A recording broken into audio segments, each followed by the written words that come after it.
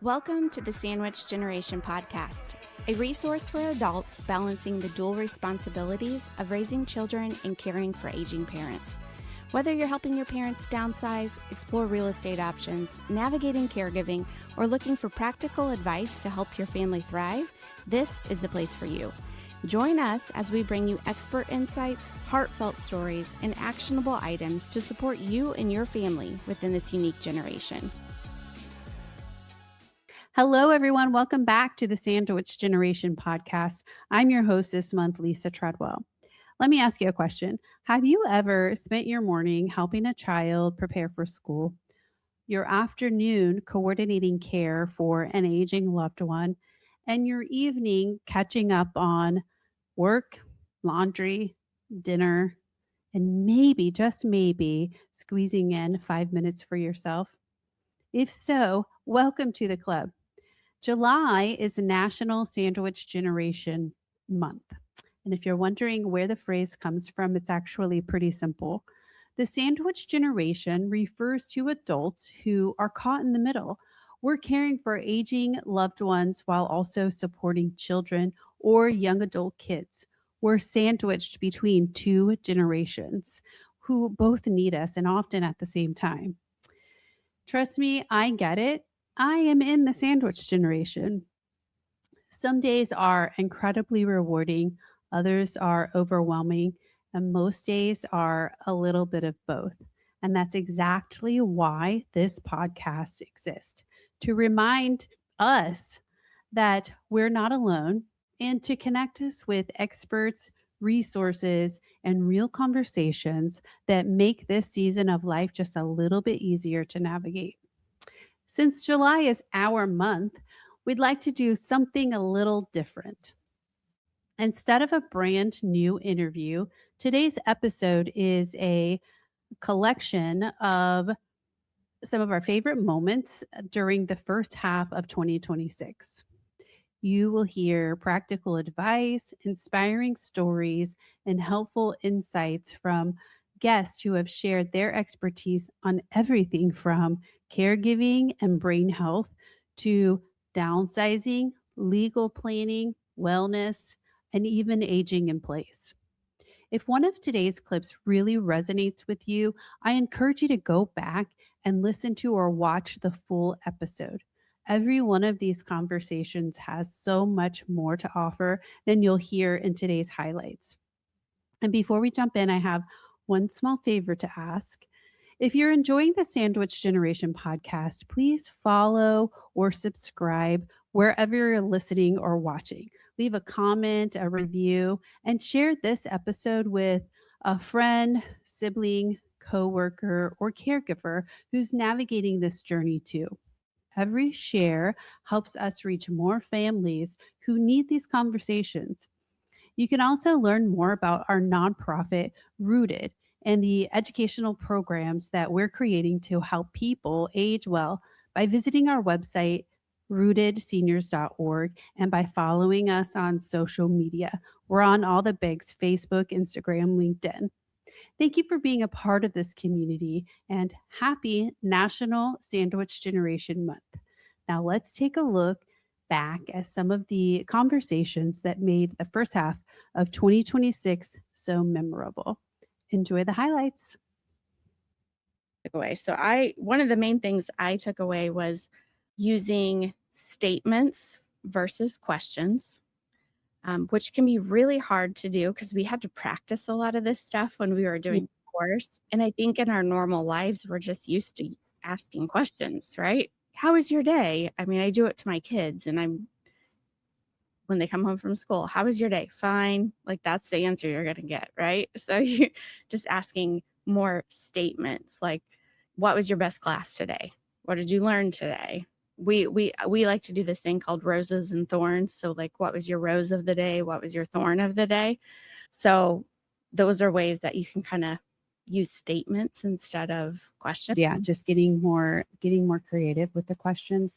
The two things I took, I'll give you the one thing and then bounce back to you, and then I'll tell you my second, was pausing so that somebody, whoever you're talking to, whoever you're communicating with, can process what you've just said. So now I'm really doing it. Yeah. I feel like some of these things that we learned in the class were not just relevant to adults with dementia, they're normal, everyday, general communication techniques. Hmm. Sometimes we get going so fast that we forget to just pause and slow down and let the person we're communicating with take in what we've just said. And we use our kids a lot. My kids are prime examples.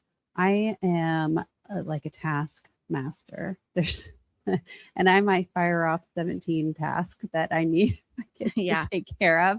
And they are all the way back at one by the time I'm down to 17. And they're like, Hmm. or they're still at one by the time I'm all the way down to 17.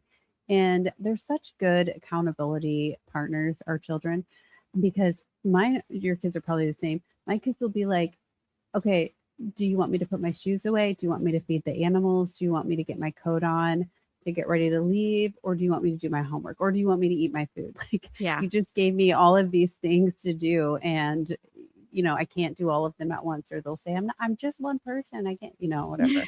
So that was one big takeaway, pausing just to let whoever I'm communicating with take in what I've just said. So the other one was something you touched on, I think at the beginning, when I'm going into my teenager's room to wake them Hmm. up for the morning. A lot of times, actually, my daughter is really good about getting herself up. But if there's a time when I need to go in her room and wake her up, I don't barge in there and say like, I know. Flip on the light immediately. yeah, turn on the light. Like, we gotta go. You have 5 minutes to get ready. Yeah, that would be alarming to probably anyone, and the response wouldn't be great.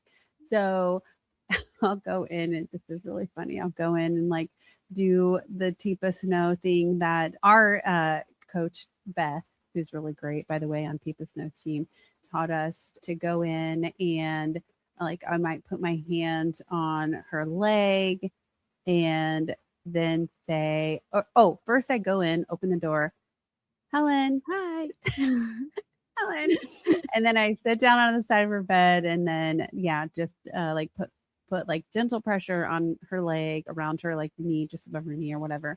Now for a teenager, you might get this response. Maybe you've gotten this response, Sarah, like, no. She'll say just immediately, no, don't touch me. Because she Yeah. doesn't want because teenagers don't like to be touched. Now, hopefully that doesn't happen with seniors, but she'll be like, no. Other times it goes over well, but anyway, Yeah. it's good practice. Yeah. The mine just usually roll away from me. Yeah. Oh, there she is again. But yeah, using that, calling them by name, touching. I think they said use joints, like where your joints are. Mhm. So, at the ankle or at the knee, to just kind of like Yeah. lightly let them know that you're there, to not startle or helps not startle them as much. But Yeah. yeah, that was it. Yeah. Um, yeah, that was, and to go along with that. So one of the things that I didn't realize was that oftentimes people with dementia, the peripheral vision goes away. Mm. And so they use the example of like taking your hands like this and looking through there. And like that's what they're seeing. So just keeping that in mind when you're trying to get someone's attention or talking to them directly, like you really need to be in their direct line of sight. So whether that means you're getting down on their same level, moving from the side, but to more directly in front of them, just lots of little helpful tips that they gave in the course that I can use with seniors, with folks with memory loss, but also just in our day-to-day interactions with most everyone, it can be helpful. So, Yeah, yeah, that tunnel vision came up at our event last yeah, week because we had an you have to help me with this, an we had optometrist, we had all of them. ophthalmologist, Yeah, and an we had an optician. optician. Yep, we had all three. So Yeah. it's hard to remember what's what. But yeah, they brought it up as far as as you age, like your peripheral vision is one of the first things to go. And so they talked about the tunnel as well. Yeah. And so, yeah, that's just something to keep in mind, whether you're dealing with a parent that's got any sort of cognitive decline or not. Just those things Yeah. tend to decrease as we age, and it's easier to just make sure you're directly in front of them. It's easier for them to know that you're talking with them, and read lips if they need to with the I yeah. think a theme for me this past year has been this phrase, go slow to go fast. Go slow to go fast. So, how I would relate that to people who have dementia is slow down so that you can get them to do the things that you need them to do, like shut the door. Instead of just yelling or raising your voice, like shut the door or whatever our natural reaction might be, Right. if you just slow down, remember what they might be going through or how they hear and interpret communication, just slow down and say, Mm-hmm. shut the door, Yeah. can help us go a little bit faster. But I was 14 and I was going to visit my great aunt at a nursing home. And I was walking down the hall and I literally stopped in my tracks because I noticed just out of the corner of my eye a line of wheelchairs that looked really kind of planfully lined up in a way Uh-huh. that was different from everything else I'd seen up to that point. And I turned and I saw all of these wheelchairs with individuals lined up at various angles, oftentimes facing the wall, and they were not being engaged with, these folks. And so I was immediately really sad, and I thought about how they were parents and grandparents, and that there was really not only staff not engaging with them, but they weren't engaging with each other, and they weren't even positioned to do so. It was just a Wow.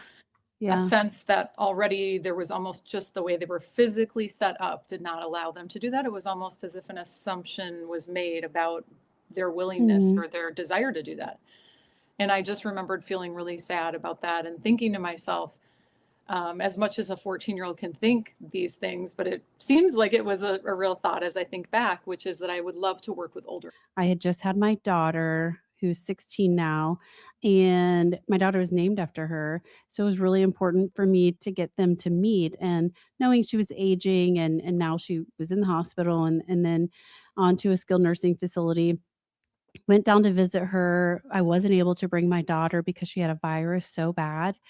She came from the hospital that way. She had bed sores and she was basically not being changed. She was sitting in her own urine and feces and it caused a virus. So children were not allowed in her room.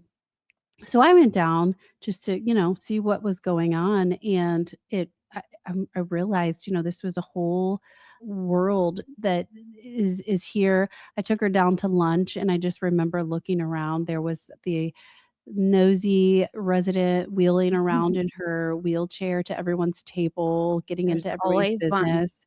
Yeah, there was, the Nancy of the neighborhood. There was a couple that had just gotten married. They met there in the community. There was this man, I'll never forget. He had just had such a ornery look on his face, and he was mumbling under his breath about the food, and I was just like, "Holy cow, this is a whole world within our world." And just inadvertently, I didn't know what I was doing at the time, but started advocating for my grandma and telling my dad, "You need to get on the workers here, the team here, and make sure they're changing her and look at her and make sure they're cleaning her wounds and everything," which is really uncomfortable, I'd say for everybody. But I had a moment with my grandma where I know that she was grateful I was advocating for her because she couldn't for herself. Fast forward, my daughter did get to go down and see her eventually, and then she died a week later. So it was almost as if she was specifically waiting to meet Helen. And That's such an important question because all of us, by virtue of being human, experience what I call brain blips every day. The average adult has about 6 times when they can't think of the word that they want to say in a given day. And we're aware of those. And it happens even in kids, word finding difficulties. And so this is just a part of having a brain, which is not always going to be 100% able to focus on everything at once. So it's such an important question, because the question really is, at what level do we start to become concerned about those blips?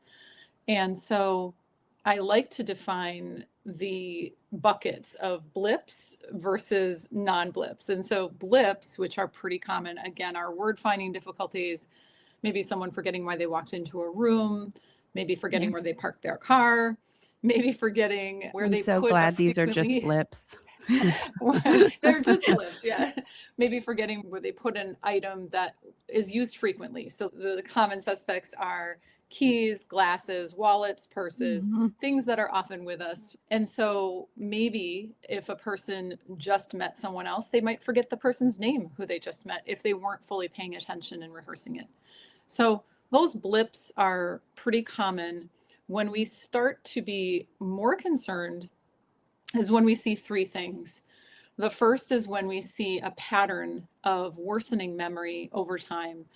It's not just one day someone is having a challenge and then they kind of bounce back to their baseline again. And it could be potentially related to sleep or stress. It's a pattern where the loved ones often notice that the functions and the independence perhaps that the person had is not as able to be upheld. And so how the person often experiences it at those early stages is they'll often say it's more effortful for them to do the things that they used to do cognitively. And in some cases, they may not have awareness fully of the things they might be forgetting. So the first piece is a pattern of worsening memory. And secondly, that does not appear to be explained by other factors that we know can compromise memory. That you just hit on one of the most influential pivots for motivating people to engage in brain health, Yeah. which is upending the myth that memory problems are just happening later in life. And in fact, to your point, they're often percolating when we think about Alzheimer's disease in particular for decades prior to those symptoms being noticeable. And Yeah. so our greatest runway, or our greatest ability to inflect a significant change in our cognitive trajectories that we are all on, is proactive engagement in strategies that we know significantly minimize the risk of Alzheimer's, meaning sometimes back up the onset by a decade or more, sometimes lower risk by 80% or more. So these are significantly impactful strategies.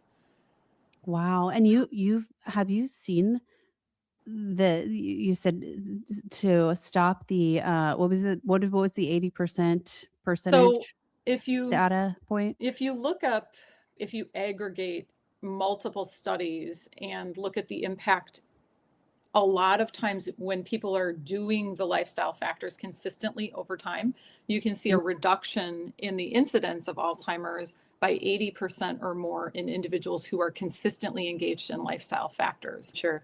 And in my opinion, it is detecting our movement with joy. And there are so many other things that spring from it. I call it, if we find movement with joy, we essentially set ourselves up to have what I refer to as a brain health home run, because you not only get the benefit of the hippocampal density increase, but oftentimes in the clinic, exercise or movement with joy is our number one strategy for maximizing mood when someone comes in and is feeling depressed or anxious. It outperforms antidepressants and anti-anxiety Yeah. medication wildly. You also see better sleep. So there we are. So we started on first base with our increased density of the hippocampus, second base with having that enhanced emotional engagement. Third base is increased sleep and also quality of sleep. In fact, that's a little hidden gem we use in the clinic a lot. When people say they can't sleep, we have them up their movement with joy. And a lot of times they'll come back and say they're just sleeping much more soundly. And then coming in, rounding over to home plate, we also see just increased cardiovascular health overall, Mm. which helps minimize vascular risk factors that are a leading cause of Alzheimer's disease. So oftentimes blood pressure, cholesterol, and blood sugar levels improve. So if there's one thing that really does serve as that linchpin that gives us the greatest mileage, it is finding that movement with joy, number one. And then number two, start where you are. Some people are so busy that they're not really engaging Yeah. in movement with joy, and that's okay. That's the other thing. It's okay to not research shows people can even start moving in their 90s for the first time and Mhm. still get therapeutic benefits. So there's no judgment and no challenge with the idea that we're just starting. So start where you are. If Sarah, you mentioned with, and that's one of the things we really work on, because no matter what age you are, whether you're 2 years old or 102, people want to do things for themselves. It's much better to do things with each other rather than for them. I don't want somebody doing something for me if I can do it myself. And Sure. so I think that the key to life really is the with factor. We encourage with, but it takes I some like that. adjustment. We all have different tastes and so forth. So you just said a mouthful. That's what I think. Well, I like that concept of not necessarily doing, and that could be across the ages, like you said, a 2-year-old or an 82-year-old or a 102-year-old. Not instead of doing it for them, you're doing it with them, Hmm. coming alongside them. I like that. That's a And what's interesting is when I did things with my mother Mhm. and my mother-in-law, I learned rather than doing it for them. So I learned, which really helped me ultimately at the stage that I am now. And we talk a lot about stage, not age, because Yeah. there's some very, very old 50-year-olds and there's some Oh, very for young sure. 90-year-olds. Yeah. And a lot of it's mindset as well as, the attitude that you have. So you're right, with not Mhm. for We back home. And so I did. I This went was to that see Aunt Jessie. 100-mile trip? Yeah. And Okay. so I went to see Aunt Jessie, and she said, "How are you doing?" And she said, "You need to take care of you.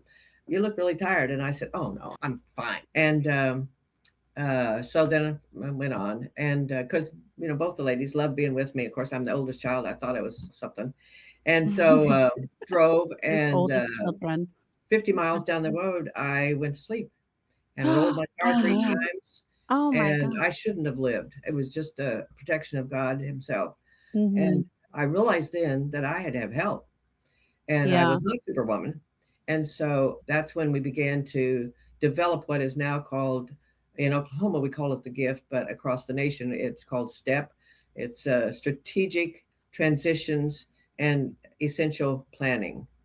And it is just an organizing process to put your paperwork in one place instead of filing cabinets, because people file differently. Mhm. And then I had things with me at my fingertips, and just really it saved my life.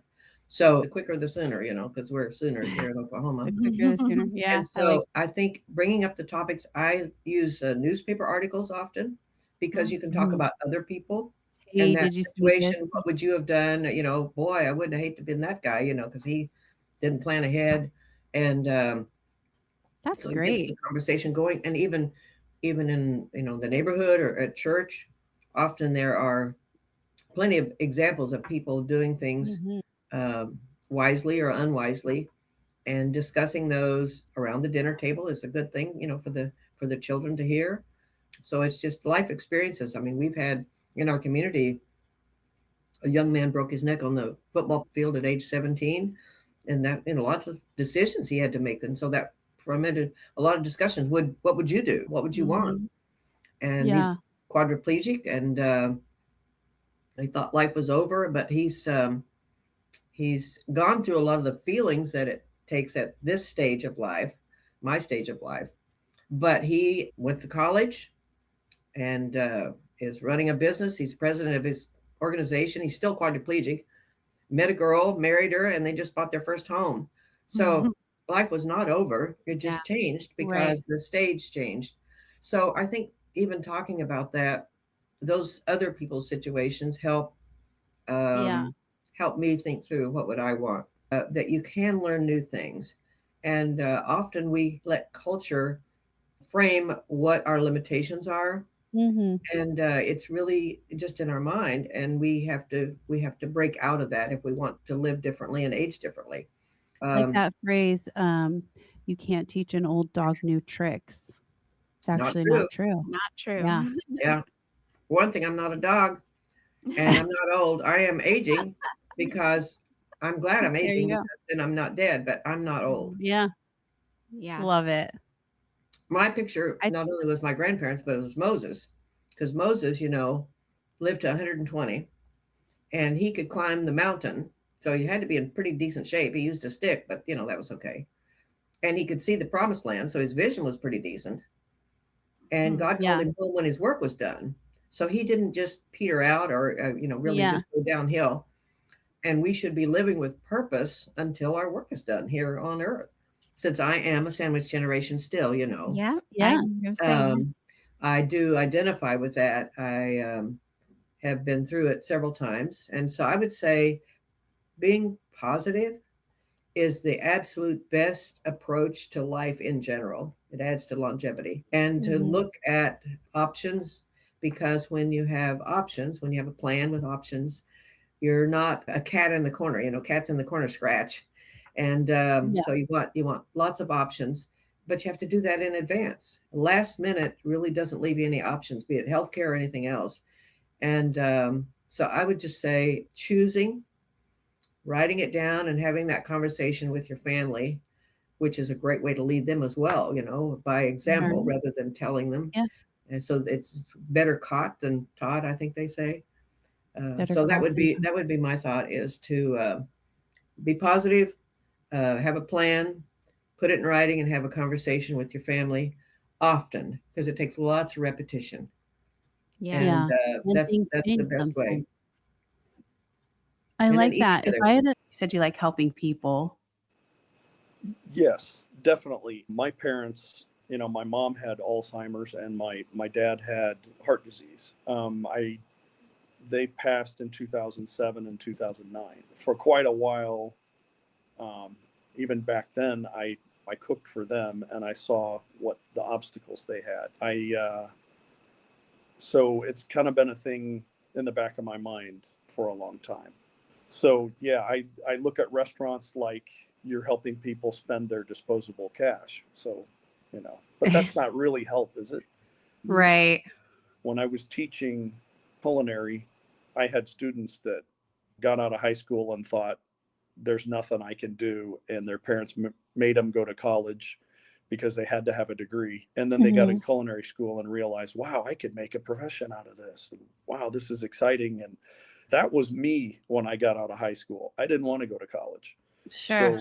So I went to culinary school and I got excited about it, and I was able to transfer that excitement and my experience to them. And I felt like, gosh, I've actually helped people. Yeah. The school closed in 2017. I still have students reach out to me today and Oh, that's really cool. ask me questions or ask how I'm doing, and it's exciting. I wanted to help them and I really enjoyed that. So that's what kind of I saw with Chefs for Seniors is, hey, I could actually help people. So, Yeah. my clients are my friends. They're important. What do you think happens physically and emotionally with seniors when they don't have access to good food?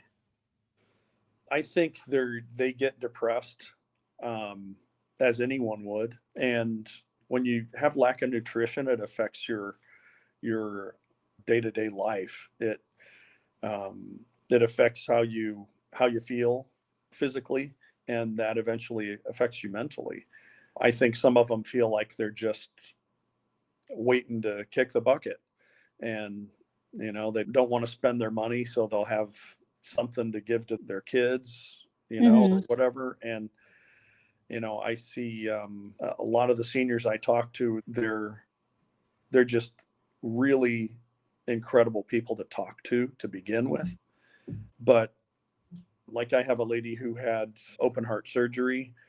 I want to say she's 83, and she when I first started cooking for her, she would open the garage door and I could see her in the inside her house, kind of looking out, and I'd get the groceries out of the car because I do the grocery shopping. And Sure. I get the groceries out of the car and I go in, talk to her a little bit, and then I go out and get my equipment. And because I bring a kit with pots and pans and knives and tools. Okay. And then I'd come in and do the cooking, but a year and a half later, she meets me in the driveway and helps me bring in the groceries because she's feeling better. She's smiling. She's brighter. She talks more. I was thinking selfishly, like as a Not for daughter. me. Well, for Yeah. myself, but also just like as a daughter, I have actually a couple of my neighbors, we've had that conversation where they're like, they have kids, they're still working full time, and they have parents that are aging, and they were trying to do that weekly meal prep and take things and deliver it to them. Like, Yeah. one of my neighbors, she and her sister were like alternating weeks, right? Like, and she was just, I mean, ultimately kind of venting and being like, oh, it's just like another thing A on my lot. list, Yeah. and it's never at the right time, or they call and they need something, and it's like, I'm going to the grocery tomorrow. Can you wait till tomorrow or whatever, And so I was like, I feel like there's a lot of daughter-in-laws that would be like, okay, this could take something off my plate, but I also still know that they're getting healthy food that they Yeah. like. No one wants to sit down and have to eat things that we don't really like or want every day. And that's what those frozen block meals often are. Basically, what I tell people is they're paying for a service. I don't Yeah. sell meals, I sell a service. So the service includes the meal planning, which is ongoing. We're always talking meals. Yeah. And then it includes me going to the grocery, coming to your house, doing the cooking. I package and label all of the meals and then put them in the fridge or freezer. I clean up the kitchen, take out the trash. So all of that is included in the service. And I have two levels. One has the 16 meals, it's $195. And then that would be per visit. On top of that is grocery reimbursement. Okay. And then the So 12, that's how you do that. You go and buy the groceries and then give them receipts and they reimburse you. Okay. Yes. Yep. Then the 175 is for 12 meals. And Gosh, I don't think that's bad at all. No, I was like, it's not. wait, what? It's very competitive. And the groceries run anywhere from, I always say, $40 to $60 for the 12 meals and 50 to 70 or 80 for the 16 meals. And it depends on what you order. Sounds, if every family, this is going to be like a kind of a winding down, if every family took one action based on this episode or after this episode, what would it be relevant again to this topic that we're talking about today? I would say the first step would be investigate the food that mom and dad are eating, or take a look in their fridge, like the commercial on TV where the aunties are fishing through the fridge, expired. Mhm. Take a look in Yeah. their fridge. Yeah. And think about what they're eating, the nutritional value, the variety, and sodium. I mean, the sodium that people eat that's a is big one. crazy. Our culture has a big problem with sodium. Especially on Yeah. those meals that have to be preserved for how long, I mean, Yeah. yeah. We have a problem with sodium, which causes inflammation. And it's the inflammation that causes all the health problems that we have. Yes. I mean, I'm no doctor, but I feel like that's the root cause of a lot of our issues. Yeah. Yeah. Preservatives don't make you live longer. That's kind of the opposite. Oxymoron there. Yeah. Yeah. Yeah. Yeah. I think it's so important for everyone in every family situation who's dealing with an older person, whether it's a parent or a grandparent or an aunt or an uncle, to make sure that that older person has a seat at the table in their own life, and to treat them like an adult and not try to parent your parent, right? Mhm. Right. And I think that if you approach any situation with that degree of respect and treat them with dignity and ask them open-ended questions instead of approaching them with suspicion and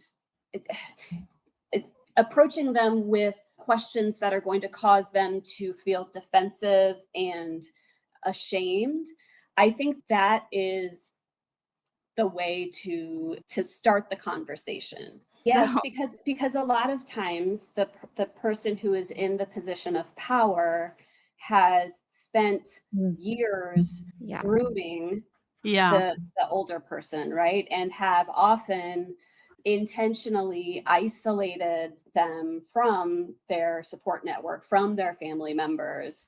Yeah. And as a result, the older person or the vulnerable person is fully dependent on the Mhm. power of attorney or the guardian for everything. And so Mhm. it can make it very challenging to sort of extricate Yeah.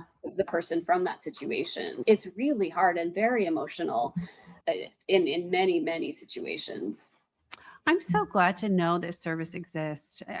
Like Sarah said, we come across situations where, not too sure. We don't want to like overstep our boundaries. Speaking of overstepping, for our listeners who are truly trying to do the right thing for maybe their parents or an aunt, uncle, some loved one, where is the line between helping and overstepping? So if you start seeing unexplained withdrawals or charges in your parents' accounts, if you have access to those accounts, if suddenly your parent is late on bills or has a bunch of bills piling up and that's out of character, if you start noticing that your parent is making changes to their wills or beneficiary designations and life insurance policies, things like that, and you're not quite sure what's the reason for it.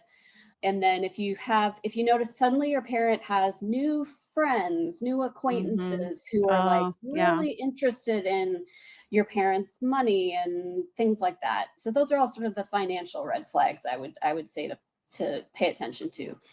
And then there are sort of behavioral and emotional changes to look for. So, new anxiety, if your parent suddenly seems withdrawn in a way that they didn't used to be, especially if you notice it in the presence of a particular person. Maybe your parent doesn't like to talk a lot when there is a specific person who's around, or if that person does a lot of the talking for your For parent, them. Yeah.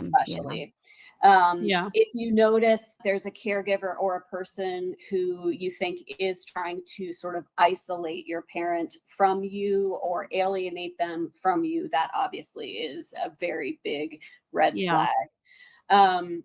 If you start seeing that they physically are maybe becoming unkempt in a way that isn't normal, well, one piece of advice I have is to sort of take a step back from that. Even it's before you get there, I would advise everyone to have the hard conversations before you hit the crisis point. Yeah. um, Great I think advice. that Yeah. that can help um, that can help derail the crisis before you get there. Everyone sit down around the dinner table one night when you're all in a good mood, in a good frame of mind, and talk about how mom wants her assets to be distributed once she's gone, about how, and mom should be at the table for this conversation. Mhm. How, Yeah. obviously, how does she want the end of her life to go? What kind of care Mhm. does she want? Who does she want to be making those decisions for her? Those conversations are hard. They're hard for everybody. Nobody wants to think about that stuff, but it is Yeah. so much easier to have those conversations in moments of peace and tranquility than it is when the crisis is already on top of your heads. Yeah. One thing I forgot to say when I was kind of going through our case types, and this is relevant to some of the work that you guys do, is that a frequent source of exploitation is the home. If a Yeah. senior is a homeowner, we see a lot, very frequently, that they are coerced into signing a quitclaim deed over to someone else. They are either It's tricked wild. into signing Mhm. it, or someone doesn't fully explain to them what it means. Maybe someone tells them, you have to sign this to keep your Medicaid benefits. Yeah. There are any number of circumstances, but even in the short time that I have been in this project, I have had 4 or 5 cases involving quitclaim deeds that my clients have signed in circumstances that absolutely should not have happened. It was fraudulent. It was under Yeah. duress. It was coerced. So are you able to get them out of that situation then if you find that? Often, yes, but sometimes those are the cases that require lengthy litigation, Yeah. because Mhm. you have to go to court to try to get the deed rescinded or voided, or Yeah. that kind of a thing. Because often in That those is cases, it's a wild. family member. It's a family member who Yeah. Yeah. has made that happen. And then the kind of smallest form of memory, which is probably the most important for driving, is your working memory. And what working memory is basically, it's your shortest form of memory of like, you walk into a room and then you forget why you walked into the room. That's like your working memory. It's almost like if I were to give you a list of words or numbers to remember, Yeah. then and you kind of keeping that in your mind, that's your working memory. But that comes into play a lot with driving. For example, Mm. let's say you're changing lanes and you're going from Yeah. the left lane to the right lane. And you want to check your blind spot, you want to look in your mirrors, you want to look to make sure there's no one over there. But what we also need to do when we're driving is you need to oftentimes accelerate ahead of the car to the right of you, or you need to kind of slow down and duck back behind the car to the right of you to make sure you've got adequate space to merge. But when you do that, you need to remember that you did that. So you need to remember if within the last 10 seconds, have you Yeah. accelerated in front of that car or kind of slowed down a little bit to get behind the car? Because That's crazy. if you don't remember if you've done that within the last 10 seconds, maybe you haven't done it. And then you might, check your mirrors and think, oh, the coast is clear, but you haven't actually. So you're just like doing it over and over again before you're actually executing Yes. whatever you need to do, Yeah. So like it's a series of changing lanes small and things. steps before you do an action that you need to make sure that you Wow. go through a short checklist. Another area where it really comes into play is, let's say you're at like a four-way stop, like a stop sign, Mhm. and there's cars coming from all four ways. You need to remember the order when all the cars Yeah. got there to know when Mhm. it's your turn. And if Mhm. you can't establish a working memory over the course of 5 to 10 seconds, you're not going to remember if the guy on the You're left got just there sitting before there. you or the guy on the right got there Yeah. before you. So you're just either going to be overly defensive and not go when it's your turn, or you might go before it's your turn, and that can lead to not just annoying the cars around you. I mean, it can really elevate your risk of getting in a crash. So like I said, I've been an OT for a little over 7 years. I've been interested in like the niche areas of OT kind of ever since I started OT school about 10 years ago. I've always been interested in some of the, less common, more specialized areas of occupational therapy. Kind of I like us remember, in real estate, right? yeah, There's yeah, kind Mhm. of like you Yeah. guys. I remember exploring some of those during my first 2 years in OT school. Like, there were these OTs in Thailand who did like like animal, almost like, so there's like horse hippotherapy is what they call it. I don't know if you've heard of it. They do it with kids, oftentimes on the autism spectrum disorder, Yeah. where Yeah. it can kind of help them with sensory integration if they are on top of a It's horse. actually called hippo It's called therapy. hippotherapy It's not because horse therapy. in Latin, hippo is the root for horse.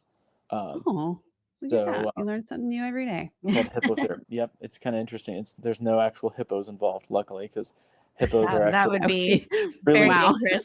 Yeah. people don't realize Yeah. what hippos actually are. But I was interested in things like that. The elephant therapy. Hand therapy. I was interested in like learning more about working in a burn unit, spinal cord Mhm. injury. I was Yeah. really interested in it. And one of the small niche areas of OT was driving rehab. Mhm. And then I'll even move the wheel a little bit. And I sit in, I believe the person who trained me called it the position of readiness, is what she calls it, Okay. where you basically kind of turn a little bit It's to like a 45-degree angle to the left. And you have your right foot just hovering over that brake pedal to where if you needed to grab that steering wheel and like a Yeah. cork, you could grab it.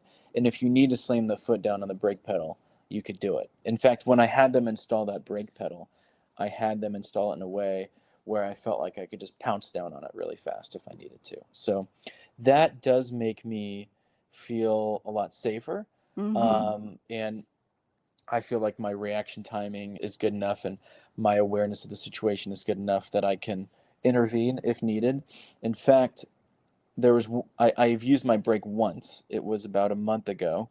There was the person I was evaluating was trying to turn onto a pretty busy state road. I think it was State Road 40, in Greenfield, Yeah. and I really didn't think they had enough clearance because there was a car coming from the left, and I don't think they realized how fast that car was going. And they started the turn, and I didn't even have time to say anything. I just slammed down on the brake, and then after I slammed on the brake, I said, "I just stopped you because I didn't think you were going to make that turn, or I Yeah. thought it was too risky." Oh, yeah. And I said, "Let's wait till you have more clearance, and then I'll let you try it again." And then we waited, another minute or two, and then there was a bigger, a bigger opening came, and then I allowed him to turn, but it just felt automatic for me. It almost felt like I was using my own brake, driving my own car. Yeah. So what are some common emotions that you see when families come to you initially? Yeah, I think being overwhelmed and just concern, and I think it's concern for their parent or their loved one. Maybe it's a spouse, maybe it's a parent, and it's also concern for other people on the road. Just making sure that the risk of accidents is low, Yeah. and making sure that they're not at a risk of getting in an accident. There's kind of anxiety about it, but it's like there's a lot of uncertainty with it because they just want to know more information, and they're kind of torn. They feel a little bad because they know when they ask for a referral and they ask for me to come, there's a chance that they may have initiated the process that has their loved one's license eventually taken away. So there's a lot of guilt Yeah. as well. But at the same time, there's kind of a sense of duty with, if I don't have this looked at, then the potential outcome could be worse. My loved one could be in danger. Yeah. Exactly. So they just have so many questions, and there's, kind of that mix of guilt and an uncertain anxiety. But I will say, when I do come back in the house with them at the end of the evaluation, we go over the results, whether it's the client being deemed, safe and fit to drive or unfit to drive.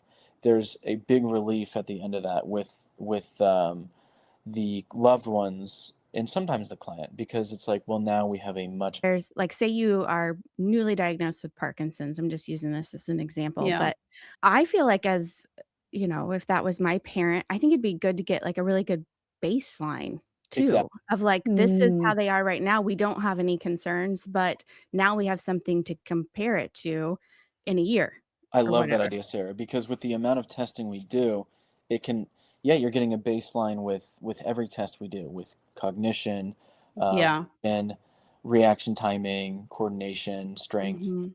range. When I say range of motion, what do I mean by that? I'm talking about shoulder range of motion and, Your neck neck. motion, things like Yeah. that. Neck, yeah. But you're getting a baseline with that, and you're getting a baseline with the driving. We do about an hour to an hour and a half of driving usually, and you're getting basically baseline performance with all of that. That way you can measure, like you said, measure the amount of impairment upon reassessment. You know what to compare it to because you know how they Yeah, that's a great are. idea. Like how to breach or broach that topic Yes, with a loved one. Like, Mhm. hey, we got this new diagnosis. Let's just get a baseline. That's a great idea of absolutely. how to Yes. approach it. New diagnosis would warrant an evaluation, Yeah. hospitalization, Mhm. and any. As we wrap up today's episode, I'd like to extend a heartfelt thank you to our sponsors, Assisted Living Locators of North Indy and Seniors Real Estate Experts. Their support helps make these important conversations possible, and we're so grateful for their partnership. If you've enjoyed today's episode, we'd love for you to subscribe to the podcast, leave us a comment or review, and share it with someone else who might be navigating the sandwich generation. You can find additional resources, upcoming events, and past podcast episodes by visiting us at rootedseniors.org. We're also excited to share that the Sandwich Generation podcast is now part of Rooted Seniors, our 501c3 nonprofit organization dedicated to helping people age well through education. If you believe in our mission and you would like to support the educational programs, events, and resources that we're creating for families in our community, you can learn more at our website, rootedseniors.org. Every contribution helps us continue expanding this work and reaching more people who need it. Thank you so much for listening. And until next time, take care of yourself and each other.